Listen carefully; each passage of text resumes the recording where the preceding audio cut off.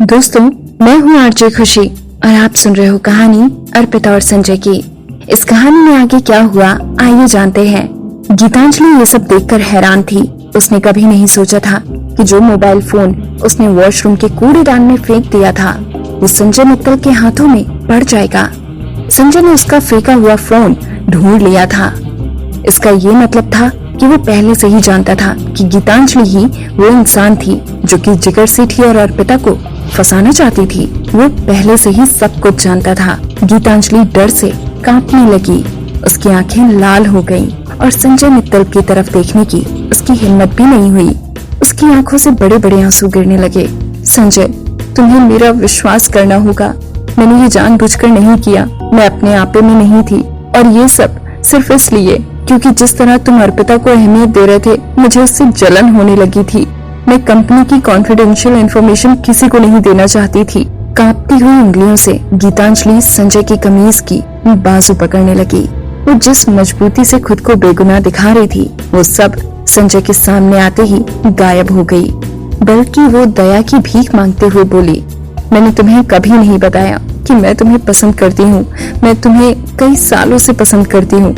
मैं सिर्फ तुम्हारे साथ रहना चाहती थी।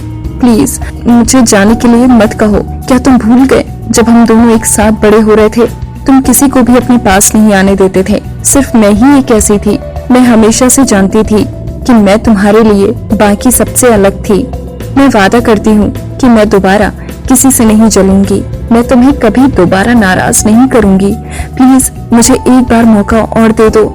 मैंने बिजनेस मैनेजमेंट की पढ़ाई सिर्फ तुम्हारी वजह से ही की है।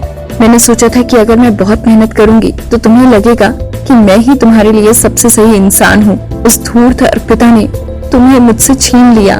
अगर वो नहीं होती तो सब कुछ मेरा होता। जो तुम्हें कहना था कह चुकी। संजय पर इस सब का कोई भी असर नहीं हुआ। वो गीतांजलि की बात काटते हुए बोला। गीतांजलि वहीं की वहीं जम गई। वजह कुछ भी हो पर कोई भी वजह इतनी बड़ी नहीं हो सकती जो दूसरे लोगों को नुकसान पहुंचाने और कंपनी को दांव पर लगाने के लिए ठीक हो। संजय ने तेजी से कहा।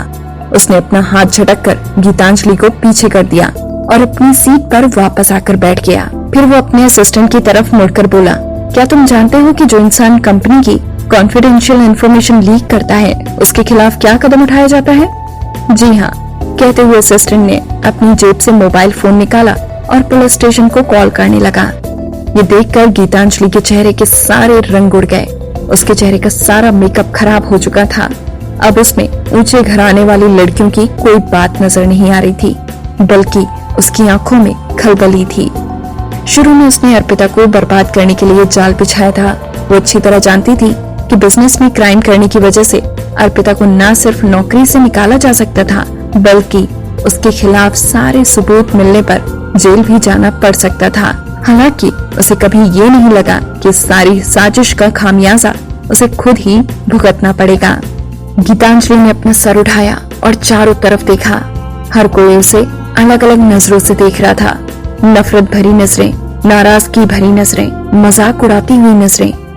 क्या हर कोई यही सोच रहा था कि उसे उसके अपराध की सजा मिलनी चाहिए? क्या वो सजा की हकदार थी? अब वो समय चला गया था जब वो भीड़ में खड़ी अकेली चमकती थी। वो न सिर्फ खूबसूरत थी बल्कि एक काफी बड़े और इज्जतदार परिवार से थी। उसने काफी अच्छी तालीम हासिल की थी और वो अपने काम में बहुत काबिल थी। उसे देखकर काफी लोग उससे ईर्ष्या करते थे, पर अब नहीं, वो जेल नहीं जा सकती थी। उसकी सारी जिंदगी इस दाग की वजह से बर्बाद हो जाएगी। गीतांजलि के दिमाग में ये सब ख्याल आ रहे थे। वो तेजी से जमीन से उठी और आगे की तरफ भागी। उसने संजय के असिस्टेंट के हाथ से फोन छीन लिया और उसे दीवार पर फेंक कर तोड़ डाला। तुम क्या कर रही हो? इससे पहले कि असिस्टेंट कुछ समझ पाता और गीतांजलि को रोकता, गीतांजलि संजय के कदमों पर गिरी हुई थी।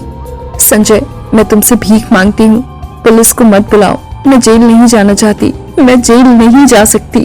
तो अब तुम्हें डर लग रहा है? जब तुम दूसरे लोगों के लिए जाल बिछा रही थी तब तुमने इस नतीजे के बारे में क्यों नहीं सोचा? संजय पर गीतांजलि की बात का कोई असर नहीं हुआ था। अगर अर्पिता इतनी समझदार नहीं होती तो आज जिस इंसान पर इल्जाम लगे होते और जो जेल जा रहा होता वो अर्पिता ही होती। जब संजय ने इस बारे में सोचा तो उसकी आंखें इतनी डरावनी हो गई जैसे कोई असुर नर्क के दरवाजे से आ रहा हो। हर किसी को अपनी करनी का फल भुगतना ही पड़ता है। गीतांजलि अपने दुष्कर्मों का फल भोग रही थी। जैसे वो एक मोबाइल फोन को तोड़कर खत्म कर सकती थी, क्या वो अपनी काली करतूतों को भी धो सकती थी? संजय ने अपने असिस्टेंट की तरफ देखा। वो समझ गया कि उसे पुलिस को रिपोर्ट करने के लिए कहा गया है। नहीं, जैसे ही गीतांजलि को समझ आया कि असिस्टेंट क्या करने जा रहा था, वो जोर से चिल्लाई।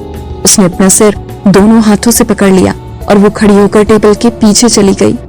फिर वो अचानक रुक गई। उसने टेबल पर रखा एक कांच का ग्लास उठा लिया और जोर से उसे फर्श पर फेंक दिया। इससे पहले कि कोई कुछ कर पाता, उसने कांच का एक टुकड़ा उठाया और उसे अपनी कलाई की तरफ ले जाने लगी। संजय, तुमने कहा था कि तुम्हारी जान बचाने का कर्ज तुम मुझे जरूर चुकाओगे। मैं जेल नहीं जा सकती। अगर मैं जेल गई तो मेरी जिंदगी खत्म हो जाएगी। बाद में सारी दुनिया की नजरों में गिरने से अच्छा था कि वो तुरंत ही मर जाए। गीतांजलि ने अपना सर उठाकर आंसू भरी आंखों से संजय की तरफ देखा। तुम मित्तल कॉर्पोरेशन के मालिक हो। जब तक तुम इस मामले को आगे नहीं बढ़ाते, मुझे कुछ नहीं होगा। मैं तुमसे भीख मांगती हूँ, मुझे जेल मत भेजो। गीतांजलि ने कहते कहते कांच के टुकड़े से अपनी कलाई काट ली। तुरंत उसकी कलाई से खून निकलने लगा। कुछ कमजोर दिल एम्प्लॉयज खून देखकर चिल्लाने लगे। मीटिंग रूम का माहौल काफी तनाव भरा हो गया था। जब सबने ये देखा गीतांजलि अपनी जान देने की धमकी दे रही थी, हर कोई पीछे हट गया। कोई भी उसे बढ़ावा नहीं देना चाहता था। तुम पागल हो? संजय ने कभी नहीं सोचा था कि गीतांजलि इस हद तक जाएगी। वो तेजी से अपनी सीट से उठकर अर्पिता के आगे ढाल बनकर खड़ा हो गया। फिर वो गीतांजलि की तरफ मुड़ा और उससे कांच का टुकड़ा लेने की कोशिश करने लगा। मेरे पास मत आना। जब गीतांजलि ने देखा कि संजय उसके नजदीक आ रहा था, वो पीछे की तरफ खिसकने लगी और जाकर दीवार से टकरा गई। उसकी आंखें उसके खून के जैसे लाल हो रही थी। उसका पूरा शरीर कांप रहा था। अर्पिता को कुछ सेकंड बाद होश आया। गीतांजलि को पागलपन की हद तक जाते देख अर्पिता के दिमाग में उसके कहे शब्द गूंज रहे थे। अर्पिता अब तक यही जानती थी कि गीतांजलि संजय का दायां हाथ थी और वो उसकी सारी बात सुनता था, पर आज ही उसे पता चला कि वो दोनों बचपन के दोस्त थे। गीतांजलि ने पहले कभी उसकी जान भी बचाई थी। संजय पर उसका कर्ज था। क्या उनके कई ऐसे राज थे जो दूसरों को नहीं पता थे? उसके दिल में अजीब सी तिलमिलाहट थी, पर वो नहीं जानती थी क्यों। वो संजय की तरफ पीठ करके खड़ी हुई थी और इसीलिए वो नहीं देख पाई कि उस समय संजय का चेहरा उदास हो गया था। ऐसा लगता था जैसे उसे कुछ पुरानी बातें याद आ गई थी। उसकी आंखों में एक अजीब सा अंधेरा था। जब उसने गीतांजलि की कलाई पर खून देखा, उसने अपनी आंखें तीखी की और धीरे धीरे से अपना मुंह खोलते हुए बोला, गीतांजलि को नौकरी से निकाल दिया जाए और उसे दोबारा कभी नौकरी पर ना रखा जाए। अब से उसके मित्तल कॉर्पोरेशन और मित्तल हाउस में आने पर पाबंदी लगाई जाती है। गीतांजलि के हाथ से कांच का टुकड़ा फिसलकर नीचे गिर गया। इसका मतलब था कि वो गीतांजलि को दोबारा कभी नहीं देखना चाहता था। दोस्तों, मैं हूँ आरजे खुशी और आप सुन रहे हो कहानी अर्पिता और संजय की। इस कहानी में आगे क्या हुआ जानने के लिए सुनते रहिए कहानी के आने वाले एपिसोड्स।